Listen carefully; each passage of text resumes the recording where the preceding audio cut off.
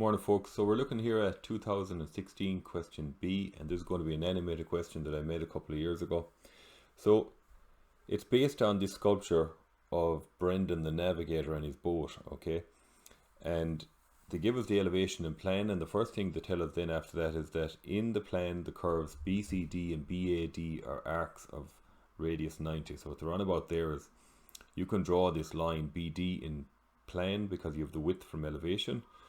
And then if you just set your compass to 90 and swing from either B or D on a vertical line coming down there in the center will get you C and A, okay?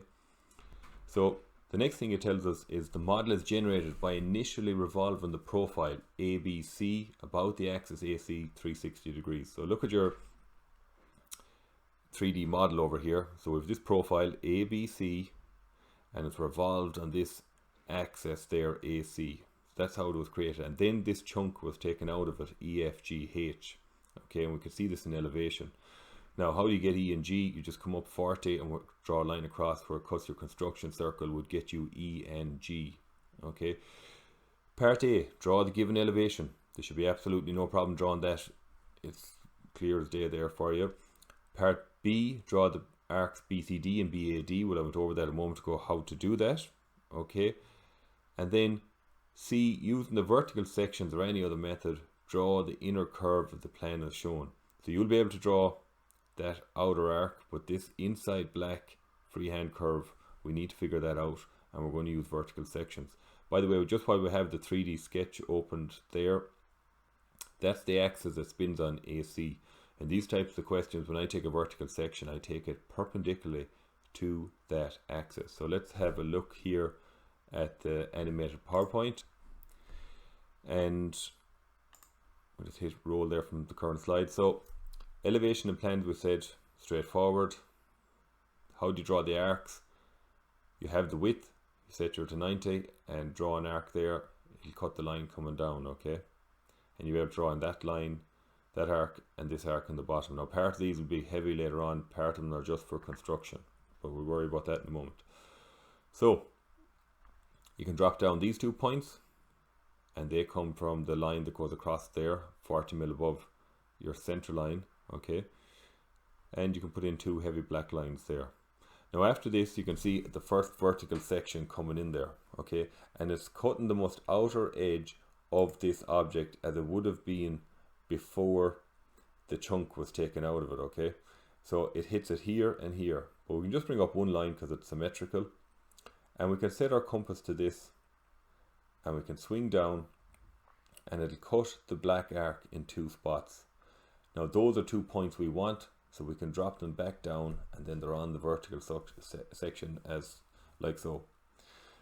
Now if you understand that, we're going to do the same thing 2 more times just to get a few more points to join us in from here to here, okay?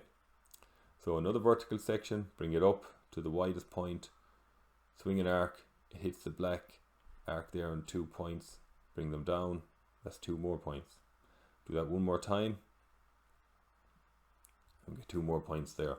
Now before we leave, a question there sometimes is how do you find the widest point? Now I'd say if you just had them points and you did a freehand curve in, I'd say an examiner very tough not to give you all the marks, but if you wanted it, you have it here, so we're going to do the opposite. We're going to swing in an arc up here this time, drop it down and bring it across, okay? And that will get you the most outer point. So you can mirror across, of course, and plan then, and that'll get your freehand curve in, and you can do these guys, finish these guys out in black then. Now the last part is to do with the legs, okay? Those are the legs in elevation and plan. Now we're not looking at a true length of either of those, and if I just come out of the animation for a moment, I have a couple of sketches I want to talk about. So sketch 1, and I just based these kind of on a cone, okay, and a generator on a cone. So normally if we had a line there like that and we want to see the true length, we would bring it out, okay, and then when it's on the extreme generator there, we'd bring it up and we'll be able to draw in we get its true length there.